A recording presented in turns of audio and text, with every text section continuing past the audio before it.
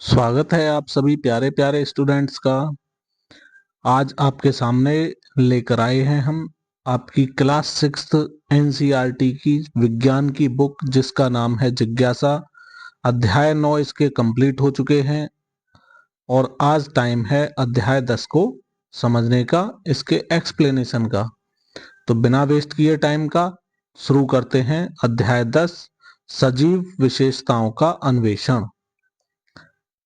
तो सजीव के बारे में आप जानते होंगे, नहीं जानते हैं तो इस वीडियो के माध्यम से देखते हैं। आपको एक चित्र नजर आ रहा होगा, देखें आपको चित्र में क्या क्या दिख रहा है।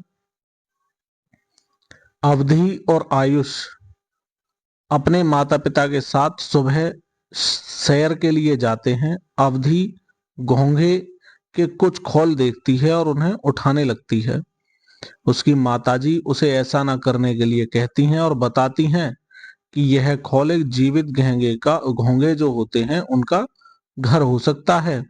वास्तव में यह उनके शरीर का ही एक अंग होता है। आप चित्र के माध्यम से देख सकते हैं, ये घोंघे हैं जिनके शरीर का कवच इस तरह से दिखता है। अवधि और आयुष को आश्चर्य होता है कि एक खोल जो हिल भी नहीं रहा है उसके अंदर कोई सजीव प्राणी कैसे हो सकता है। बाद में विद्यालय जाने पर अवधि और आयुष अपने मित्रों के साथ उस घटना को साझा करते हैं, यानी उनसे डिस्कशन करते हैं, उन्हें बताते हैं। बाद में विद्यालय जाने पर जब जब साझा किया उन्होंने तो क्या हुआ, वे अपने शिक्षक के पास जाते हैं और उनसे पूछते हैं कि जो खोल हिल भी नहीं रहा है वह एक सजीव घोंघे के शरीर का एक अंग कैसे हो सकता है। शिक्षक कक्षा में सजीव और निर्जीव पर चर्चा प्रारंभ करते हैं और उस चर्चा को चलिए हम भी आगे बढ़ाते हैं और देखते हैं हम क्या सीखें। एक क्रियाकलाप है, इसके माध्यम से हमें कुछ सीखने को मिलेगा। तो क्रियाकलाप को बड़े ध्यान से खुद भी करके देखें। हमारे चारों ओर अनेक प्रकार की वस्तुएं होती हैं। अपनी कक्षा में चारों ओर आप भी देखें और आपको अनेक उदाहरण मिल सकते हैं। पेंसिल जो आपने पकड़ी हुई है, पुस्तक जो आप पढ़ रहे हैं, या खिड़की के पास एक कबूतर बैठा हुआ देख सकते हैं आप। इन सब की एक सूची बनाएं, सूचीबद्ध करें। आप अपनी समझ के आधार पर इन्हें सजीव या निर्जीव के रूप में पहचान सकते हैं। आपके सामने एक टेबल है, टेबल की फॉर्म ये रही और आपको पहले से ही कुछ वस्तुओं के नाम हैं। तो आप इन्हें देखकर बता सकते हैं कि ये आपका अनुमान क्या कहता है कि ये निर्जीव है या सजीव है। आप उसका कारण बता सकते हैं और सही उत्तर क्या निकला वो अपने अध्यापक की मदद से यहाँ लिख सकते हैं। और अभी हम समझेंगे आगे सजीवों के बारे में और निर्जीवों के बारे में। जैसे पेंसिल को दिखाया निर्जीव, पुस्तक पुस्तक भी निर्जीव होती है। कबूतर सजीव हो सकता है क्या, होता ही है। कार निर्जीव होती है, पौधे सजीव होते हैं। इसके अलावा भी आप अन्य उदाहरण अपने आसपास से ले सकते हैं। तो वह क्या है जो सजीव को निर्जीव से पृथक करता है, अलग करता है। तालिका हमारे पास ऊपर है ही है। आपके विचार से एक पेंसिल निर्जीव और एक कबूतर सजीव क्यों है। आपके अनुसार सजीव प्राणियों और निर्जीव वस्तुओं में क्या अंतर होता है। पहचाने गए सजीवों में क्या समानताएं हैं, अगर सजीव हैं तो उनमें क्या समानताएं हैं। आपने पहचाना होगा कि गति एक ऐसी समानता है जो सभी सजीवों में होती है। इट मीन्स सारे सजीव क्या करते हैं, गति करते हैं, गतिशील होते हैं। आपने कारों को सड़क पर चलते हुए देखा होगा, तो इसका अर्थ यह भी हुआ कि कार भी सजीव होती है। ऐसे कार्यों को सूचीबद्ध कीजिए जो आप तो कर सकते हैं लेकिन एक कार नहीं कर सकती। आप भी सजीव होने का एक अद्भुत उदाहरण है। इट मीन्स मनुष्य जो है वो सजीव है। जब भी आप अपने आसपास की वस्तुओं को सजीव या निर्जीव के समूहों में बांटने का प्रयास करते हैं, करें, आप उन वस्तुओं की तुलना स्वयं से कर सकते हैं कि हम सजीव हैं, हम क्या कर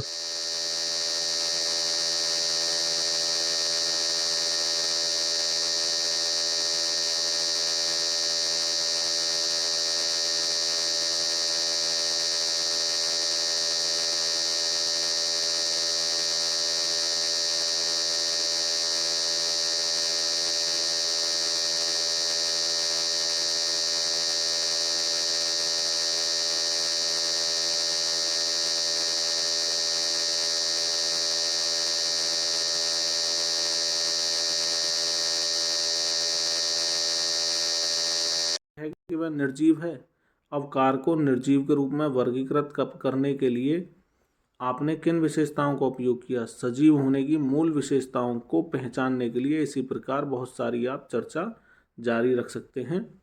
ऐसी कौन सी सामान्य विशेषताएं हैं जो सजीवों को निर्जीव वस्तुओं से पृथक करती हैं, इसका मतलब अलग करती हैं? जानते हैं उसके बारे में। और क्या हम सजीव और निर्जीव के बीच अंतर के लिए गति को एक विशेषता मान सकते हैं?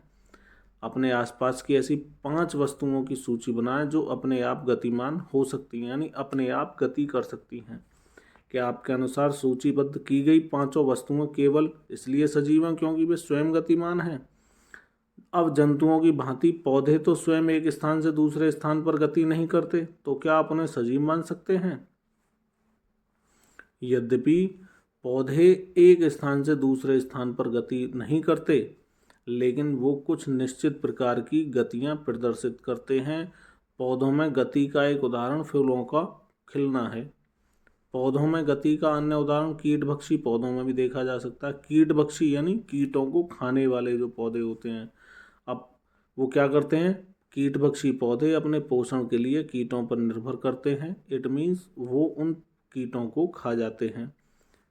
कीटभक्षी पौधों का एक उदाहरण ड्रोसेरा है। ड्रोसेरा की पत्तियां तस्त्री यानी सौसर के आकार की होती हैं, जो आप अपने सामने चित्र के माध्यम से देख सकते हैं। ड्रोसेरा ये रहा, जिनमें असमान लंबाई वाले बाल जैसे अनेक तंतु होते हैं जो आपको दिख रहे होंगे, जिनके छोर पर एक चिपचिपा पदार्थ भी होता है।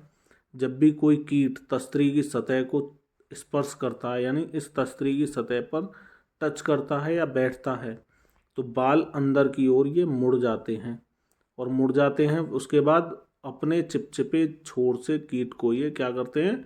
जकड़ लेते हैं। अन्य कीटभक्षी पौधों में गति के प्रक्रम का अवलोकन करने का भी आप प्रयास कर सकते हैं। आरोही लताएं, इट मीन्स जो ऊपर की तरफ चढ़ती हैं। आरोही लताएं भी अपने समीप रखी किसी वस्तु के चारों ओर लिपट जाती हैं, आपने भी देखा होगा। इसका तात्पर्य क्या हुआ कि भले ही पौधे एक स्थान से दूसरे स्थान पर नहीं जाते, फिर भी वे गतिशीलता को प्रदर्शित करते हैं। आप अपनी तुलना अपने बचपन की तस्वीर से करें। अब क्या आप वह पोशाक पहन सकते हैं जो आपने 4 वर्ष पहले पहनी थी या 4 वर्ष पहले पहनते थे? नहीं, क्योंकि आपके शरीर का आकार दिन पर दिन क्या होता है? बढ़ता चला जाता है। इसका कारण आपके शरीर में भी क्या हुई? वृद्धि। पौधे और अन्य सजीव भी वृद्धि करते हैं। क्या हम यह मान सकते हैं कि सजीवों की ये एक विशेषता है? क्या वे विशेषता है? वृद्धि करना। तो आपने क्या देखा? गति करना और वृद्धि करना, 2 विशेषताएं सजीवों की हो चुकी हैं। सजीवों को अपने वृद्धि और विकास के लिए भोजन यानी पोषण की आवश्यकता होती है। आपको भी आवश्यकता होती होगी, एक समय के बाद आपको भूख लगती होगी। ऐसे 5 सजीवों को सूचीबद्ध कीजिए जिन्हें वृद्धि के लिए भोजन की आवश्यकता होती है। अब ऐसी प्रक्रिया के विषय में भी सोचिए जिसके बिना हम जीवित नहीं रह सकते।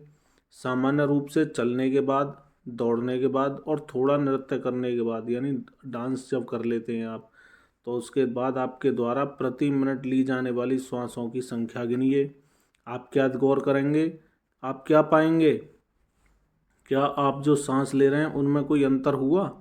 क्या आपने कुत्ते, बिल्ली, गाय, भैंस जैसे अन्य पशुओं की या जंतुओं की श्वसन प्रक्रिया पर भी ध्यान दिया है? जब वे विश्राम कर रहे होते हैं तो उनके पेट की गति को देखिए, तो क्या मिलेगा आपको? कि वो धीरे धीरे नॉर्मली श्वास लेंगे। लेकिन जब हम दौड़ें, डांस करें या और कोई मेहनत का काम करें तो हमारी श्वास लेने की प्रक्रिया क्या हो जाती है? तेज हो जाती है। श्वसन प्रक्रिया में जब हम श्वास अंदर की ओर खींचते हैं, वायु बाहर से हमारे शरीर में आती है। जब हम श्वास बाहर निकालते हैं तो वायु क्या होती है? हमारे शरीर से बाहर की ओर जाती है। श्वास लेना श्वसन प्रक्रिया का एक भाग होता है। क्या पौधे भी श्वसन करते हैं? पौधे की पत्तियों की सतह पर छोटे छोटे बहुत बारीक महीन छिद्र होते हैं, जिन्हें क्या कहते हैं? रंध्र कहते हैं। ये छोटे छिद्र जो हैं पौधे के शरीर में वायु अंदर लेने और बाहर करने में भी सहायता करते हैं। तो क्या समझे? पौधे भी श्वसन क्रिया करते हैं। अपने विद्यालय की वरिष्ठ कक्षाओं के विद्यार्थियों के साथ बातचीत कीजिए। इट मीन्स आपसे बड़े भैया बहन जो हैं उनसे भी आप इस विषय पर बातचीत कर सकते हैं। उनसे अनुरोध भी कर सकते हैं क्या वे आपकी कक्षा के में जो सूक्ष्मदर्शी के उपयोग से रंध्रों को दिखा सकते हैं। सभी सजीव श्वसन करते हैं। तो आपकी लाइब्रेरी में, प्रयोगशाला में भी क्या होंगे, सूक्ष्मदर्शी होंगे। उसके माध्यम से भी आप देख सकते हैं पौधे की पत्तियों पर जो छोटे छोटे हम रंध्र बता रहे हैं। क्या आपने ग्रीष्मकाल के दौरान कमीज पर आँख के आसपास वाले सफ़ेद धब्बों को देखा है? ये धब्बे पसीने के कारण पड़ जाते हैं। शरीर से अपशिष्ट पदार्थ के रूप में निकलने वाले पसीने में जल और लवण होते हैं। शरीर से अपशिष्ट उत्पाद का जो निष्कासन होता है इसको क्या कहते हैं? उत्सर्जन। जंतुओं में उत्सर्जन के एक उत्पाद के रूप में मूत्र भी निर्मित होता है। क्या आप जानते हैं पौधे भी उत्सर्जन करते हैं? आपने ध्यान दिया होगा कि पौधे पत्तियों की सतह पर अतिरिक्त जल और खनिजों की सूक्ष्म बूंदों के रूप में उत्सर्जित करते हैं। जैसे आपने ये देखा होगा, घास पर पानी की बूंदें जमी हुई देख ली होंगी। उदाहरण के लिए घास और गुलाब पर पानी की जमी बूंदें जो नजर आ रही हैं। सभी सजीव क्या करते हैं? उत्सर्जन भी करते हैं। जब सजीव भोजन ग्रहण करते हैं तो पोषण करते हैं। इट मीन्स पोषण जो करते हैं तो वो उत्सर्जन भी करते ही करते हैं। अब एक अन्य विशेषता पर भी ध्यान देते हैं। यदि बिना जूते पहने घूमते हुए अप्रत्याशित रूप से आपका पैर कांटे जैसी किसी नुकीली वस्तु पर पड़ जाए या आप गलती से चाय का गर्म प्याला छू लें तो आपकी प्रतिक्रिया क्या होगी? कांटे पर पैर पड़ते ही या गर्म वस्तु का छूना एक उद्दीपन कहलाता है। क्या हम समझे? कोई भी वस्तु या कोई घटना जो सजीवों को अनुक्रिया करने के लिए प्रेरित करती है क्या कहलाती है? उद्दीपन कहलाती है। आप भी 3 उद्दीपनों और उनके प्रति आपके शरीर में होने वाली अनुक्रियाओं की सूचीबद्ध कर सकते हैं। जैसे कांटा लगा तो क्या करेंगे? तुरंत ही बिना सोचे जो क्रिया होगी वो उद्दीपन होगी।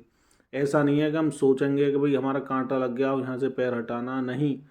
कांटे पर पैर पड़ते ही तुरंत ही उठाने के लिए अपने आप ही अनुक्रिया हो जाती है, यही उद्दीपन है। जैसे आँख में कुछ पड़ जाता है तो या आँख से कुछ टकराता है तो हमारी आँखें अचानक से बंद हो जाती हैं, तो ये भी एक अनुक्रिया है। कौन सी? उद्दीपन वाली। या गरम गरम गरम वस्तु को हम छू लें तो पीछे हाथ अपने आप हट जाता है, तो वहाँ भी बचाव में हम एक क्रिया कर रहे हैं, अनुक्रिया कर रहे हैं जो उद्दीपन की अनुक्रिया है। क्या पौधे भी उद्दीपन के प्रति अनुक्रिया करते हैं? जी हाँ, पौधे भी उद्दीपन के प्रति अनुक्रिया करते हैं। जैसे छुई मुई का पौधा सुना होगा आपने, लज्जालू या टच मी नॉट या मिमोसा कह देते हैं इसके लिए। पौधे को छूने पर वे क्या करते हैं? अपनी पत्तियों को बंद कर लेते हैं। क्या आपने ध्यान दिया है कुछ पौधे सूर्यास्त के बाद अपनी पत्तियां बंद कर लेते हैं? विशेष तौर पर कुछ पौधों की एक दूसरे के सामने वाली पत्तियां आपस में पास आ जाती हैं। यह आंवले के पेड़ की बंद पत्तियों में भी आप देख सकते हैं। समस्त सजीव उद्दीपन के प्रति अनुक्रिया करते हैं अपने आसपास। कुछ अन्य ऐसे पौधों का भी पता लगाएं आप जिनकी पत्तियां सूर्यास्त के बाद अपने आप ही क्या हो जाती हैं? बंद हो जाती हैं। आंवला और छुई मुई की पत्तियां इस प्रकार की अनुक्रिया क्यों करती हैं? उनके इस प्रकार के व्यवहार के लिए कौन सा उद्दीपन क्या कहते हैं, उत्तरदायी है? क्या आपने बिल्ली और कुत्ते या अन्य जंतुओं के बच्चों को देखा है? 5 अलग अलग जंतुओं के बच्चों को भी सूचीबद्ध करें। क्या आपने किसी निर्जीव वस्तु जैसे पेंसिल, कुर्सी या बल्ब के चारों ओर यानी इनके भी बच्चे देखे हैं? जैसे पेंसिल का बच्चा, कुर्सी का बच्चा, बल्ब का बच्चा नहीं देखा होगा। निर्जीवों के बच्चे नहीं होते। इट मीन्स सजीव जो होंगे, सजीवों में जनन की प्रक्रिया होती है। जनन क्या होता है? जनन होता है, जनन अपनी तरह के नवजातों को जन्म देने की प्रक्रिया होती है। जनन क्यों अनिवार्य है? अगर जनन ना हो तो क्या होगा? एक समय बाद सभी बूढ़े होकर मर जाएंगे और क्या होगा? उनका वर्चस्व ही समाप्त हो जाएगा। इसलिए जनन की प्रक्रिया जरूरी है जिससे कि अपने जैसे नवजातों को जन्म देने की प्रक्रिया चलती रहे और धीरे धीरे ये प्रकृति, ये सृष्टि इसी तरह चलती रहे। यह जीवन की निरंतरता के लिए भी अनिवार्य है। जब कोई सजीव जीवित रहने के लिए सभी संसाधनों, भोजन, वायु और जल की उपलब्धता होने पर भी उपर्युक्त सभी लक्षणों को प्रदर्शित करने में सक्षम नहीं होता, तो उसे क्या कह देते हैं? मृत मान लेते हैं। कह देते हैं भाई ये सारी कंडीशन उसके लिए हैं, उसके बाद भी क्या है, ये क्रियाएं नहीं हो रही हैं, कोई लक्षण नहीं है जीवित होने का, तो क्या माना गया? उसे मृत मान लिया गया। अब ऊपर जो हमने चर्चा की, इसको समझने के बाद हम कह सकते हैं कि सभी सजीवों में कुछ सामान्य विशेषताएं पाई जाती हैं। जैसे सभी सजीव गति प्रदर्शित करते हैं, उन्हें भोजन की आवश्यकता होती है, वे वृद्धि करते हैं, श्वसन करते हैं, जनन करते हैं, उत्सर्जन करते हैं और उद्दीपन के प्रति अनुक्रिया भी करते हैं, और अंत क्या होता है? अंत में मर जाते हैं। इनमें से एक लक्षण का अभाव यह दर्शाता है कि वे निर्जीव वस्तु, अगर एक भी लक्षण इनमें से कम हो गया तो हम कहेंगे कि वो वस्तु निर्जीव है। अब जबकि आप यह जान गए हैं कि सजीव की पहचान कैसे की जाए, तो क्रियाकलाप 10.1 ऊपर हमने दिया था, उसमें स्तंभ 4 और 5 को अपने समझ से भरेंगे। क्या आप अब क्या करना है, आप एक बीज को सजीव या निर्जीव किस श्रेणी में रखेंगे और क्यों? आइए जानते हैं। पौधों में इनमें से कुछ आवश्यक विशेषताओं का अन्वेषण करने के लिए अंकुरित बीज ले लिया हमने, या ये मान लो कि बीज कैसे अंकुरित होता है ये देखना चाह रहे हैं हम। बीज के अंकुरण के लिए आवश्यक क्या क्या परिस्थितियां हो सकती हैं? क्या आपने बीज को अंकुरित होते हुए देखा है? आप जानने को उत्सुक होंगे कि बीज के अंकुरण के लिए किन किन परिस्थितियों की आवश्यकता होती है। क्या आप अंकुरण के लिए आवश्यक किसी स्थिति के बारे में सोच सकते हैं? आप कैसे जांचेंगे कि इन परिस्थितियों में बीज का अंकुरण पर क्या प्रभाव होता है? क्रियाकलाप देख रहे हैं, इसके प्रयोग से समझते हैं। सबसे पहले बगीचे की मिट्टी से भरे एक जैसे 4 गमले ले लिए। प्रत्येक गमले में किसी फली यानी सेम, राजमा या लोबिया, इनके क्या कर देते हैं? 4-4 बीज बो दिए। अब इन गमलों को 15 दिनों के लिए कुछ स्थिति दी हैं आपके लिए, उन स्थितियों में रखना है। पहला वाला जो के नाम का गमला है, मिट्टी में जल मत डालो, इस गमले को सीधा सूर्य के प्रकाश में ही रख दो, ठीक है। दूसरा वाला गमला खे है, इसमें सीधा सूर्य के प्रकाश में रख दो, अत्यधिक जल भर दो, आपके सामने फ्लो होकर भी दिख रहा है। तीसरा क्या है? तीसरे गे नाम का गमला पूर्णतः अंधेरे में रखना है और नम मिट्टी करनी है, यानी कि हल्का पानी डाल के गीली कर देनी है उस मिट्टी को। और चौथा गमला जो है घे नाम का, इसमें सीधा सूर्य के प्रकाश में रखना है और नम मिट्टी युक्त गमला होना चाहिए, ना तो पानी ज़्यादा हो ना ही कम हो, इस तरह से नम मिट्टी में रख दिया। इसे सारी स्थिति दे दी, इसे कुछ कंडीशन इनमें कम कम कर दी हैं। आप क्या देखेंगे? क्या देखेंगे? गमला खे जो है, मिट्टी में अत्यधिक मात्रा में जल डाल दिया, जिससे मिट्टी के ऊपर जल हमेशा उपस्थित रहा, और जल के कम होने पर नियमित रूप से इसमें जल भी डालते रहे और गमले को सीधा सूर्य के प्रकाश में रख दिया। ये भी बता चुके हैं। गमले गे में भी नियमित रूप से क्या हुआ? उपयुक्त मात्रा में जल भी डाला, हल्की मिट्टी नमी भी बनी रही, लेकिन गमले को अंधेरे में रख दिया। अभी देखा है आपने, गमला गेह जो था, नियमित रूप से उपयुक्त मात्रा में जल भी डाला, गमले की मिट्टी में हल्की नमी बनी रही जिससे कि, और फिर गमले को सीधा क्या किया? सूर्य के प्रकाश में रख दिया। आगे बात करते हैं, वायु, सूर्य के प्रकाश और जल की उपलब्धता को इंगित कीजिए। जब किसी बीज में अंकुर निकलता है तो उसे अंकुरित बीज कहते हैं। अनुमान लगाएं कि क्या प्रत्येक गमले में बीजों का अंकुरण होगा।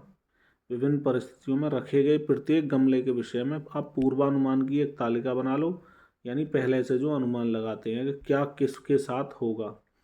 7 से 10 दिनों तक गमलों में बीज अंकुरण की स्थिति का रोजाना अवलोकन करेंगे आप डेली, और उस अवलोकन को भी लिख देंगे।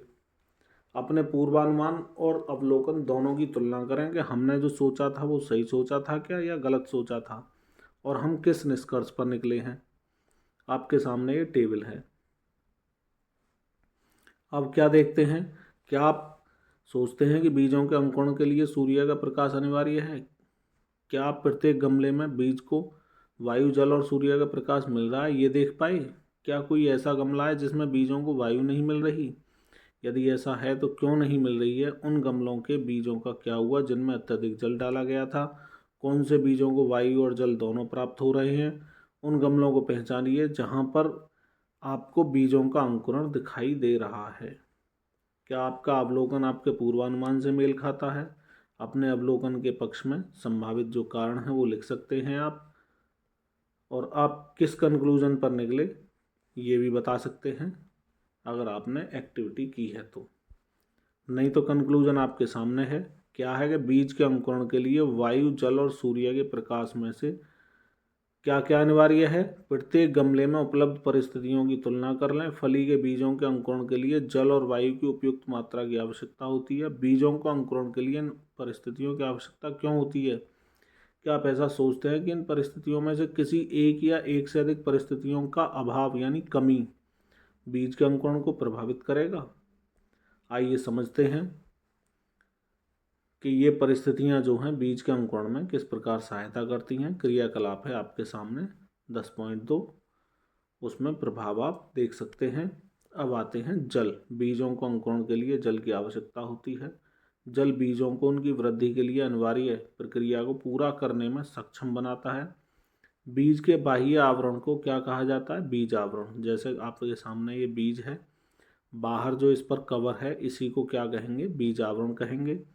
जल बीज आवरण को मुलायम करता है और इसके अंदर के नन्हे से भ्रूण को पौधे में विकसित होने में सहायता करता है। जब बीज आवरण मुलायम हो जाएगा तो क्या होगा? बीज के जो अंदर वाला भ्रूण है ये धीरे धीरे खुलना शुरू हो जाएगा, और जब इसे आवश्यक मात्रा में वायु, मिट्टी और सूर्य का प्रकाश मिलेगा तो ये अंकुरित होना शुरू हो जाएगा। तो मिट्टी यानी जल ने क्या काम किया? इसके जो बीजावरण है इसको मुलायम करने में हेल्प की है। वायु और मिट्टी। बीजों को अंकुरण के लिए वायु की आवश्यकता होती है। बीज मिट्टी के कणों के बीच के स्थान में उपस्थित वायु का उपयोग करते हैं।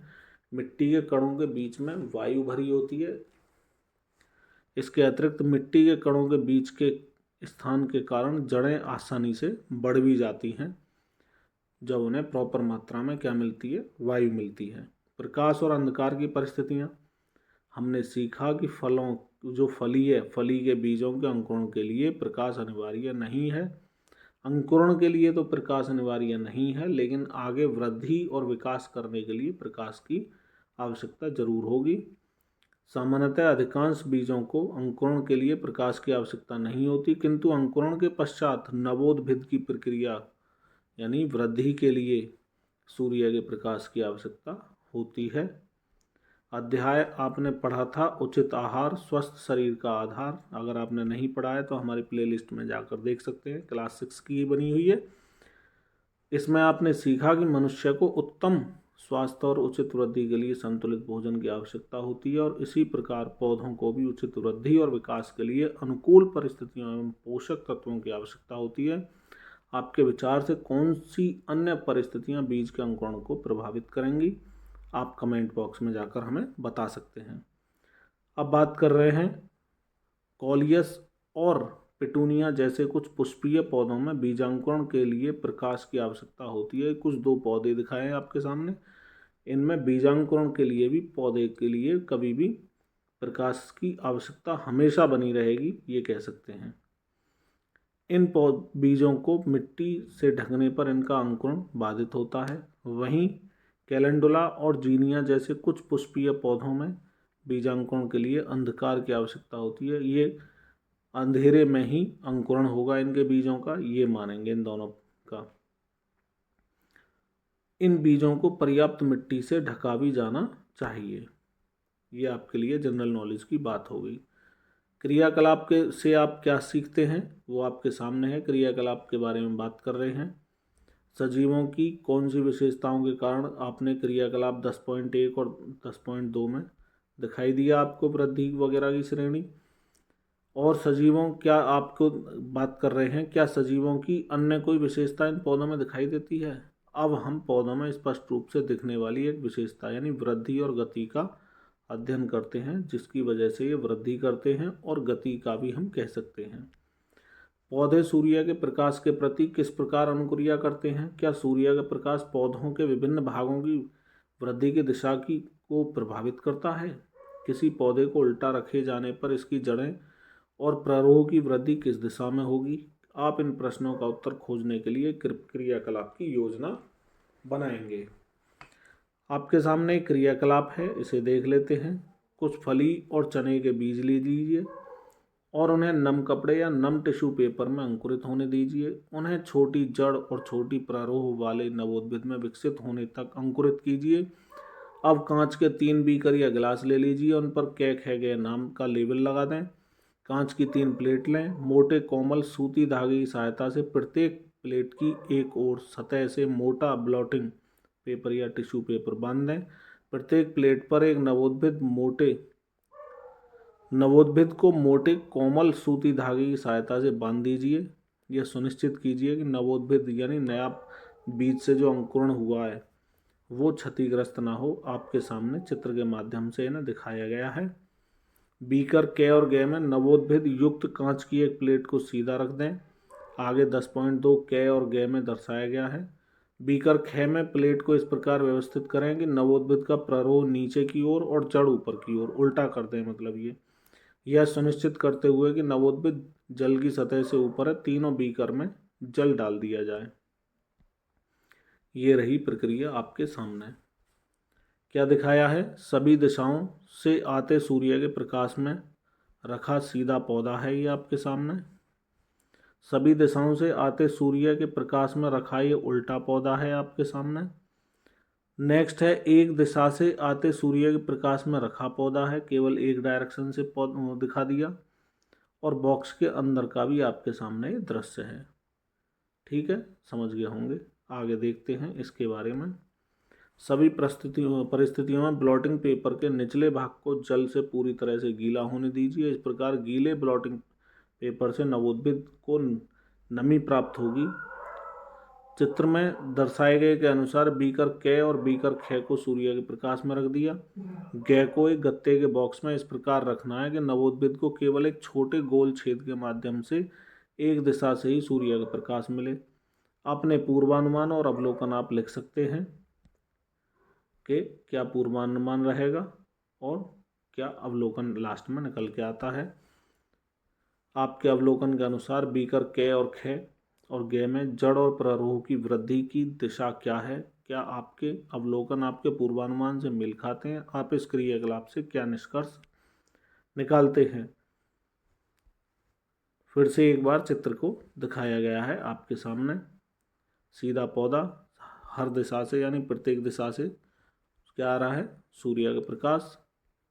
और ये पौधा जो था, जो हमने उल्टा रखा था, इसने भी क्या देखा? ऊपर की तरफ ही वृद्धि करने लगा ये उल्टा होने के बाद भी। और यहाँ पर जो एक छेद से प्रकाश आ रहा था, गत्ते के एक छेद से केवल, अब ये हम देख रहे हैं कि उस प्रकाश की दिशा में ही ये जो पौधा है ये वृद्धि कर रहा है, जिस छेद की तरफ से प्रकाश आ रहा है। तो कंक्लूजन के लिए आगे आपसे पहले कुछ सवाल हैं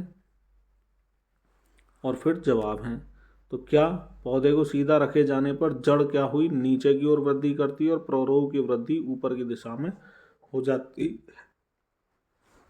क्या समझ में आया कि जड़ जो जाएगी वो तो नीचे की तरफ जाएगी और प्ररोह यानी ऊपर की तरफ जो बाकी पौधा होगा वो आप ऊपर की तरफ, ऊपर की दिशा में क्या करेगा? वृद्धि करेगा। यदि पौधा उल्टा रखा हो तो जड़ क्या है? मुड़ जाती है और वो क्या हो जाती है? नीचे की तरफ ही चली जाती है। प्रारोह भी मुड़ जाता है, जो नीचे की तरफ था प्रारोह, अब वो ऊपर की ओर वृद्धि करने लग जाता है। यदि पौधे को सूर्य का प्रकाश केवल एक दिशा से मिलता है तो प्रारोह क्या होगा? प्रकाश की केवल दिशा में ही वृद्धि करेगा, जबकि जड़ कहाँ जाएगी? नीचे की तरफ ही वृद्धि करती जाएगी। इसका कंक्लूजन क्या निकला? कंक्लूजन ये निकला कि पौधों के प्रारोह ऊपर की ओर बढ़ते हैं और सूर्य के प्रकाश की ओर गति करते हैं, जबकि पौधों की जड़ें नीचे की ओर बढ़ती जाती हैं। आपने भी देखा होगा। श्रीमान जगदीश चंद्र बोस हैं, वैज्ञानिक हैं हमारे भारतीय। उनके बारे में अगर आप नहीं जानते हैं तो एक बार जान लेते हैं। 1858 से 1937 इनका जीवन काल रहा। एक भारतीय वैज्ञानिक थे जगदीश चंद्र बोस, जिन्होंने पौधों के साथ कुछ रोचक प्रयोग किए। उन्होंने प्रकाश, ताप, विद्युत और गुरुत्वाकर्षण जैसे उद्दीपनों के प्रति पौधों की अनुक्रियाओं को अंकित करने के लिए क्रेस्कोग्राफ नामक एक मशीन का निर्माण किया। इस मशीन से उन्होंने क्या मापा कि पौधे कितनी तेजी से बढ़ते हैं। उन्होंने यह भी दर्शाया कि पौधे उद्दीपनों को भी महसूस करते हैं और उनके प्रति अनुक्रिया भी करते हैं। उद्दीपन का मतलब समझ गए होंगे आप, जो छुई मुई के पौधे में दिखा रहे थे, तो वो केवल छुई मुई के पौधे में तो विजिबल होता है, बाकी सभी पौधे जो होते हैं वो उद्दीपनों को महसूस करने के साथ साथ उनके प्रति अनुक्रिया भी करते हैं।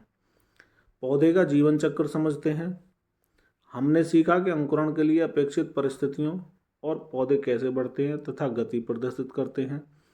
आइए अब हम पौधे के संपूर्ण जीवन में होने वाले परिवर्तनों के बारे में जानते हैं। एक क्रियाकलाप ले लिया हमने। एक फली का बीज लगाइए और उसकी वृद्धि के लिए उपयुक्त स्थितियां उपलब्ध कराइए। लगभग 3 माह तक नियमित रूप से उसका अवलोकन करते रहें। जब भी आपको कोई परिवर्तन दिखाई दे तो अपने अवलोकन को तालिका है आगे 10.4 इसमें अंकित कर सकते हैं और दिनांक भी जरूर लिखें। किस परिवर्तन को होने में कितना समय लगा ये भी लिख सकते हैं। आपके द्वारा देखे गए विभिन्न परिवर्तन 10.4 में चित्रांकित कर सकते हैं। कितने दिनों के बाद पहला फूल दिखाई दिया, फूल के कुछ भागों के सूखने के बाद क्या आपको आगे कोई अन्य वृद्धि दिखाई दी, या फूल के शेष भाग किस प्रकार की संरचना में विकसित होते गए। क्या आपने फूल से विकसित किसी बीजयुक्त फली या फल को देखा। बीजयुक्त फलों के बनने के बाद पौधे का क्या हुआ, ये सारे आप 10.4 ये तालिका है यहाँ पर मेंशन कर सकते हैं। फली के पौधे की वृद्धि के संबंध में आपने जो अवलोकन अंकित किए हैं उन्हें ध्यान से पढ़ें और फली जो हैं फलों के बनने के बाद आपने क्या क्या परिवर्तन देखे वो भी लिखें। क्या आपके द्वारा निरंतर पानी डाले जाने के बाद भी पौधा पीला होकर सूख गया। अपने फली के पौधे से प्राप्त बीजों को उगाइए, दिखाइए और देखिए कि बीज किस प्रकार फली के पौधों की नई पीढ़ी को आगे बढ़ाता है। आगे चित्र के माध्यम से एक बार देख सकते हैं किस तरह से इनका वृद्धि हो रही है।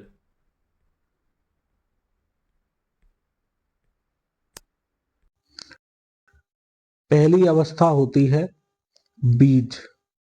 बीज के बाद में जब इसे पर्याप्त परिस्थितियां मिल जाती हैं, नम मिट्टी, वायु, सूर्य का प्रकाश, कुछ पौधों के लिए अंधेरे में भी रख सकते हैं, तो अवस्था 2 आती है बीज का अंकुरण, जो आपके सामने इस तरह से नवोद्भिद तैयार हो गया। अवस्था 3 में पत्तियों का प्रकटन होने लगता है, पत्तियां दिखने लगती हैं। नेक्स्ट अवस्था जो आती है 4 फूलों का प्रकटन, यानी फूल दिखने लगते हैं। अवस्था 5 में फलों का प्रकटन, ये फूल क्या हैं फलों में बदलने लगते हैं। आगे फल जो हैं आपको इस तरह से दिख ही रहे हैं, ये फल को स्पेशल यहाँ पर हाईलाइट करके दिखा दिया है। और जब ये पौधा फल दे देता है और फलों को पका लिया जाता है तो इस पौधे की क्या हो जाती है, मृत्यु हो जाती है। तो ये पूरे पौधे का क्या है, जीवन चक्र है। नया पौधा बनेगा, अपने जैसे क्या होगा, फल को जन्म देगा, फिर उससे बीज होंगे, फिर नया पौधा, इसी तरह का ये चक्कर चलता रहेगा। बीज से पौधा और फिर बीजों की अगली पीढ़ी तक की संपूर्ण प्रक्रिया को पौधे का जीवन चक्र कहा जाता है। जब एक पौधा बढ़ना बंद कर देता है और अनिवार्य सभी परिस्थितियों की उपलब्धता के बाद भी उसमें जीवन की गति धीरे धीरे समाप्त हो जाती है, तब उस पौधे को क्या कहते हैं, मृत पौधा मान लिया जाता है। अब देखते हैं जंतुओं का जीवन चक्र। हमने एक पौधे के जीवन चक्र के विषय में जाना। हमने देखा कि पौधों के जीवन चक्र में अनेक परिवर्तन होते हैं। क्या आपने कभी ध्यान दिया कि समय के साथ जंतु कैसे बड़े होते हैं। विभिन्न जंतुओं के बच्चों को जो है रेखा चित्र के माध्यम से आप दिखा सकते हैं और उनके नाम भी बता सकते हैं। बात करते हैं मच्छर का जीवन चक्र। मच्छर तो सभी ने देखे होंगे, सभी से इनका पाला पड़ा है, लेकिन ये बहुत ही ज़्यादा नुकसानदायक होते हैं हमारे इस एटमॉस्फेयर के लिए, क्योंकि ये बहुत सारी बीमारियों के क्या होते हैं, वाहक होते हैं।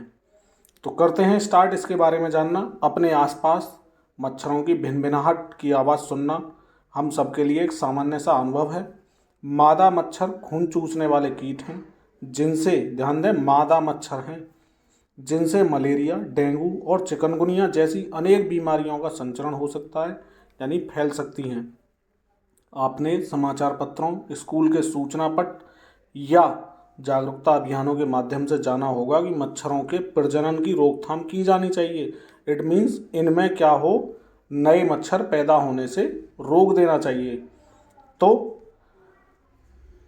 किस तरह से रोक सकते हैं वो आगे देखेंगे। अपने आसपास कहीं भी जल इकट्ठा नहीं होने दें। क्यों ना होने दें? क्योंकि जल के द्वारा ही क्या होता है, स्थिर जल जहाँ होगा वहाँ मच्छर के अंडे होते हैं, वो पनपते हैं और वयस्क मच्छर बन जाता है जो इन बीमारियों को, यानी मलेरिया, डेंगू, चिकनगुनिया जैसी बीमारियों को बढ़ाता है। अपने विद्यालय, घर और आसपास स्थिर जल का पता लगाने के लिए सुरक्षा परीक्षण, सेफ्टी ऑडिट का आयोजन कीजिए। यदि संभव हो सके तो किसी छोटे जीवों का अवलोकन करने के लिए हैंड लेंस ले लीजिए, हाथ वाला जो लेंस जो होता है। कूलर के अंदर, गमलों और अन्य खुले पात्र ऐसे सामान्य स्थान होते हैं जहां स्थिर जल, यानी रुका हुआ जल, एकत्र होने की संभावना अधिक रहती है। आपको दो अलग अलग प्रकार के कृमि जैसे जीव मिल सकते हैं जब आप हैंड लेंस से देखेंगे तो। और ये दोनों जीव क्या दिखेंगे हमें, एक तो होता है लार्वा और एक होता है प्यूपा, जो मच्छरों के विकास के दौरान उनके जीवन की दो विशिष्ट अवस्थाएं हैं। यदि आपको लार्वा और प्यूपा दिखाई देते हैं तो इसकी सूचना अपने शिक्षक को या अपने आसपास में जो बड़े हैं उनको दीजिए और समय से इनकी रोकथाम हो जानी चाहिए। इनके प्रजनन जो है वो रुक जाना चाहिए। लार्वा और प्यूपा के आकार में आप क्या क्या अंतर देख सकते हैं, चित्र है आपके पास में। ये कोई जल से भरा हुआ तालाब है, कोई स्थल है, वहाँ पर ये पनपे हुए हैं प्यूपा और लार्वा। आप इनको चित्र के माध्यम से देख सकते हैं। जल निकायों में देखे गए मच्छरों के लार्वा, प्यूपा बार बार जल की सतह पर आते हैं। इसका कारण क्या होता है, मच्छर के लार्वा और प्यूपा जल में रहते हैं और श्वास लेने के लिए उन्हें वायु की आवश्यकता होती है, तो वो श्वास लेने के लिए जल की सतह पर आ जाते हैं। मच्छरों के जीवन चक्र को किस प्रकार भंग कर सकते हैं, एक क्वेश्चन है। तो इसमें बच्चे दोनों डिस्कशन कर रहे हैं कि मैंने अपनी माताजी को स्थिर जल पर मिट्टी का तेल छिड़कते हुए देखा है, वो ऐसा क्यों करती हैं? तो ये बिटिया उनका आंसर दे रही हैं। मिट्टी का तेल जल की सतह पर एक पतली परत बनाता है। यह परत जल को वायु से पृथक कर देती है, यानी वायु से उस जल का संपर्क हटा देती है और लार्वा और प्यूपा श्वास द्वारा वायु ग्रहण नहीं कर पाते और परिणामतः वो क्या होते हैं, मर जाते हैं और बढ़ने से रुक जाते हैं। एक रोचक पहेली है, इसका विश्लेषण कर सकते हैं। आप कैसे निर्णय करेंगे कि अंडा अवस्था के तुरंत बाद कौन सी अवस्था होती है, लार्वा या प्यूपा? कल्पना कीजिए कि आपको पोखर के जल से भरा हुआ एक पात्र दे दिया जाता है जिसमें लार्वा भी है और प्यूपा भी है। इनकी अवस्थाओं का सही अनुक्रम पता करने के लिए एक क्रियाकलाप की योजना बनानी है। अपना क्रियाकलाप सृजन इस तरह से कर सकते हैं। स्टेप फर्स्ट होगा, मेरे पास जल से भरा पात्र है जिसमें मच्छर के लार्वा और प्यूपा हैं, योजना बना रहे हैं। स्टेप टू क्या होगा, मैं 4-5 लार्वा और प्यूपा को समान जल वाले अलग अलग पात्रों में विभक्त कर लूँगी, यानी दो अलग अलग पात्र ले लिए जिनमें 4-5 लार्वा और प्यूपा को डाल दिया। स्टेप 3 क्या होगा, मैं इनका एक अवस्था से अगली अवस्था में परिवर्तन देखने के लिए प्रतिदिन इनका अवलोकन करूँगी। यदि लार्वा, स्टेप 4 होता है, यदि लार्वा प्यूपा में बदल गया तो इसका तात्पर्य होगा कि लार्वा की अवस्था प्यूपा से पूर्व की होती है। यदि इसका उल्टा हुआ तो प्यूपा अवस्था लार्वा के पूर्व की होगी। मैं देखती रहूंगी मच्छर पहले किस पात्र में दिखाई देता है। ये अवलोकन वृद्धि और विकास के सही अनुक्रम को जानने में हमारी सहायता करेंगे। अब कल्पना कीजिए कि आपको पोखर के जल से भरा एक पात्र दिया जाता है जिसमें लार्वा भी है और प्यूपा भी है। उन्हें पात्र से अलग किए बिना यह निश्चित करने के लिए दोनों अवस्थाओं में कौन सी अवस्था पहले आएगी, आप क्रियाकलाप की योजना किस प्रकार बनाएंगे? आपके लिए क्वेश्चन है, वो उस बिटिया ने सॉल्व किया था। अब आपके लिए है आप कौन कौन से स्टेप बनाएंगे। तो आपके सामने अवस्थाएं हैं वयस्क मच्छर होने के लिए। सबसे पहली अवस्था होती है अंडा की, जो मादा मच्छर द्वारा दिए जाते हैं। सेकंड अवस्था होती है लार्वा की, जो लार्वा इस तरह का है। लार्वा पनपते पनपते प्यूपा में परिवर्तित हो जाता है और अवस्था हो गई है थर्ड। चौथी अवस्था में पूरा वयस्क मच्छर बन जाता है, जो क्या करता है, हमारी जो शरीर है, हमारी जो बॉडी है, इस पर बैठकर क्या करता है, हमारा खून चूसता है और हमें बीमारियों से ग्रसित कर देता है। आइए मच्छर के जीवन चक्र की इन अवस्थाओं के विषय में और अधिक जानें। मच्छर अपने जीवन चक्र में 4 अवस्थाओं से गुजरते हैं, जैसे अभी आपने चित्र के माध्यम से देखा है। पहला अंडा, दूसरा लार्वा, तीसरा प्यूपा और चौथा वयस्क अवस्था है। तो अंडे से क्या बना, लार्वा, लार्वा से प्यूपा और प्यूपा से अंत में वयस्क अवस्था, जो मच्छर बड़ा होकर हमारे लिए काटता है।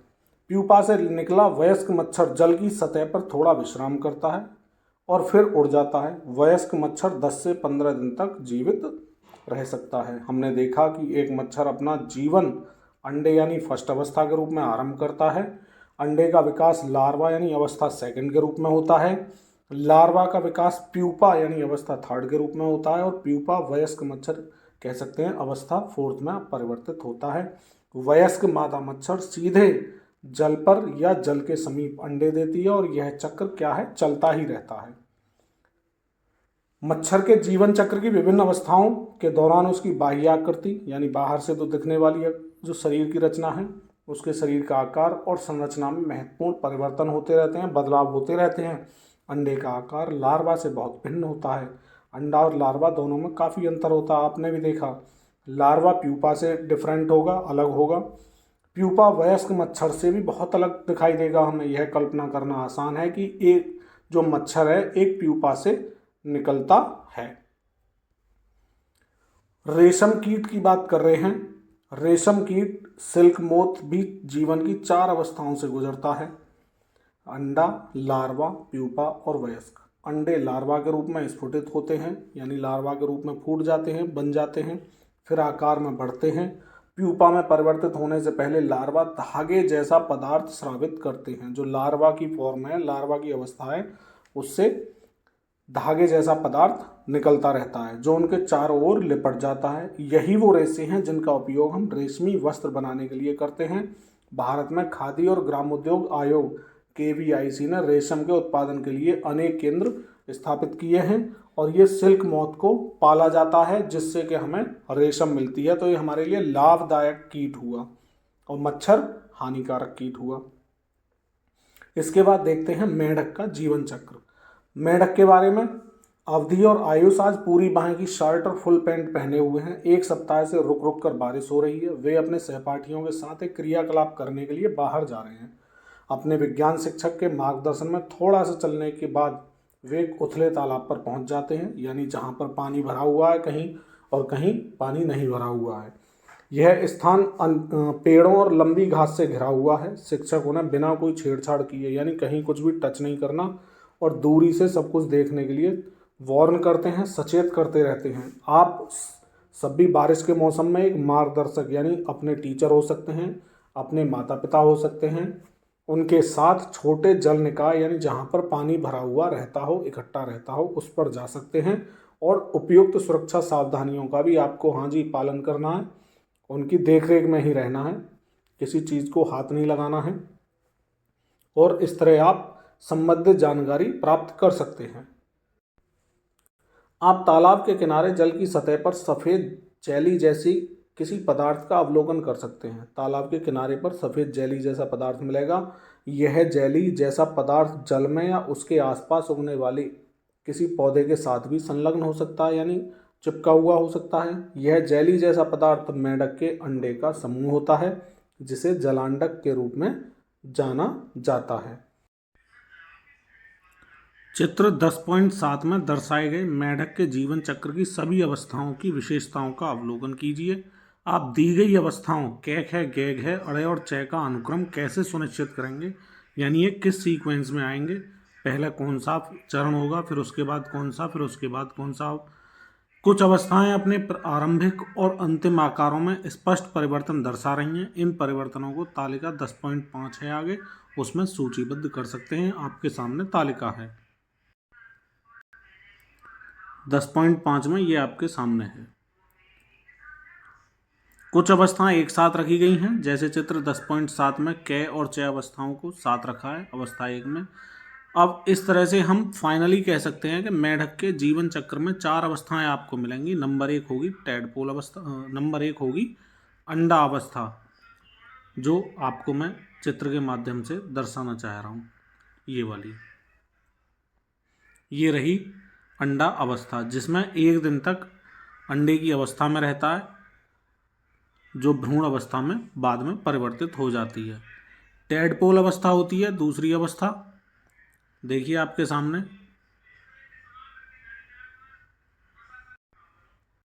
टैडपोल अवस्था जिसमें पूंछयुक्त और पैर विहीन प्रारंभिक अवस्था और पीछे के पैरों सहित बाद की अवस्था होती है। ये चित्र के माध्यम से आप देखें, अवस्था 1 जलांडक 1 दिन की होती है, ये वाली अंडे की अवस्था। दूसरी अवस्था भ्रूण में परिवर्तित हो जाती है, पहली अवस्था का ही सेकंड पार्ट है। दिन 3 से 4 दिन तक इसी अवस्था में रहता है। फिर अवस्था 2 में पूंछ के साथ दिखाया गया है, ये आपको चित्र के माध्यम से समझ में आ रहा होगा।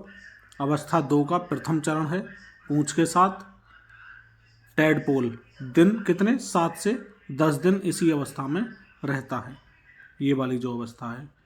अवस्था 2 का सेकंड पार्ट जो होगा पैरों के साथ, अब टैडपोल है, पैर इसके दिख रहे होंगे तुम्हें।